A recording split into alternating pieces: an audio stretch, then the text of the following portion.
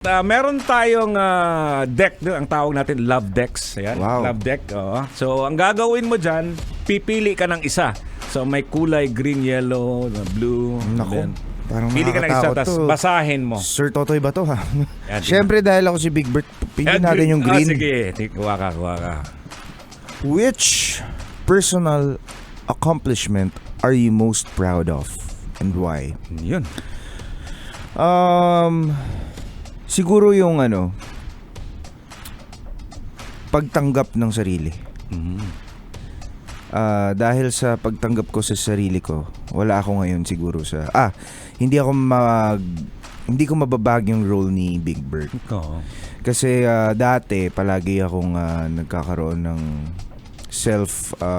anong tawag dito? Parang self-shaming ba yun? Body shaming. So ako kasi parang may time na palagi akong ang taba-taba mo, kailangan mo magpapayat, ganyan.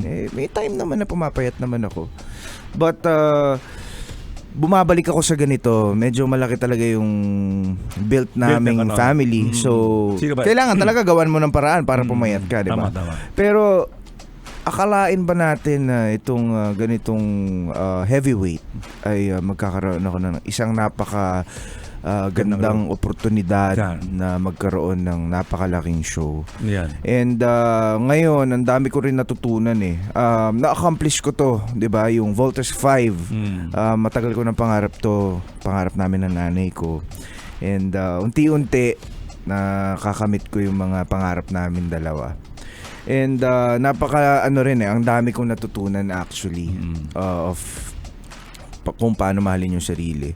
And it's not about the shape nor size of the body, pero kundi yung attitude or how you treat others. Correct. Parang napapaluha ako ngayon. Totoo yan. So you're just saying na mataba ka, payat ka, pandak ka, o matangkad ka, mayroon tayong role sa buhay at huwag kang mahiya. Yes. Yan. Parang nagiging seryoso tayo yan. Seryoso ngayon pala. Pero di bali, ganun talaga ang buhay, no? May mga sometimes nasa taas tayo, nasa baba, minsan din, ganun tayo. Pero it's good thing na you have to accept yourself. Ganyan ka, diba? Mahalin ang sarili. Mahalin ang sarili. Isa na naman. Tingnan natin. Dark green naman. Alright. Green siguro yung paborito mong kulay, no? What have been the highlights and the lowlights of the past years? Yeah. Past year for you. Siguro pinaka-highlight talaga ngayon is unti-unti na naipapakita ko yung craft ko. Hindi lang sa acting kundi sa songwriting din. Napakasarap lang sa pakiramdam na sa tagal ng mga panahon na ginugol ko, unti-unti nakakamit ko na. And Voltes 5 is sobrang special sa akin kasi mas napapakita ko nga yung talent ko sa lahat ng mga tao. Ilan kaya kayo nung nag-audition dyan? Marami. Kasi nung nag-audition ako, talagang haba ng pila. Yun. So, talagang tiyaga doon. Tiyaga. Sinong talaga. kasama mo doon sa habang nakapila ka doon? Wala ako masyadong kilala nung time na yun eh. Sinong Kasi wala nagsusupport sa'yo doon sa pila? Ikaw lang talaga doon? O may kasama ka doon si Mother? Ako lang. Hindi alam ni Mother nun? Hindi niya alam. Paano nung ikaw yung nakuha? Hindi niya alam na nag-audition ako. Tapos bago ako mag-audition, nag-training pa ako ng bow staff ng Arnis. Para sabi ko, pagdating ko sa audition, para handa naman ako. Palakpakan natin to, si Matt. So, ibig sabihin, bago pumunta sa isang meron kang gustong abutin, abay dapat paghandaan mo rin. Hindi yung tingnan natin kung makapasa ako. Kung makapasa ako, di okay. O pag hindi ganoon. Dapat kailangan mong prepare yourself for war, parang ganoon. Yes, hindi yung pupunta ka sa nung walang bala. Wala kang dala. Alright. So ito naman, highlights na sabi ko noong una. Ang lowlights naman siguro ng mga nakaraan sa akin.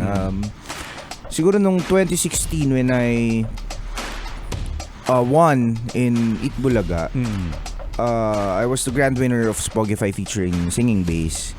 And nagstay kami doon ng ilang months. Tapos hanggang sa nawala. Tapos yun nga, lumaki ako. Tapos na depressed. Yan. And tinigil ko lahat ng mga gusto kong gawin for a year. Pero ang kagandahan dito is bumangon ka. Tingnan mo ngayon. Ano ka ngayon, di ba? Actually, Diba? yung pag-audition ko nga sa Voltes 5, nung time na yon, actually yung friend ko, si Anthony Rosaldo, siya yung nagsabi sa akin na merong audition sa Voltes 5 yung role ni Big Bird, bakit di ka mag-audition? Nung una kasi 4 years akong huminto sa pag-arte at pagkanta. So sabi ko, nako baka hindi na ako dyan kasi parang tapos na siguro yung karera ko dito. Pero naisip ko rin at the same time kasi pinilit niya ako. Sabi ko, wala naman mawawala sa akin kung 'di ba, mag-audition ako. Eh di subukan ko na lang rin. Yun. Tapos hindi ko naman nakalain na makukuha rin pala. Yun.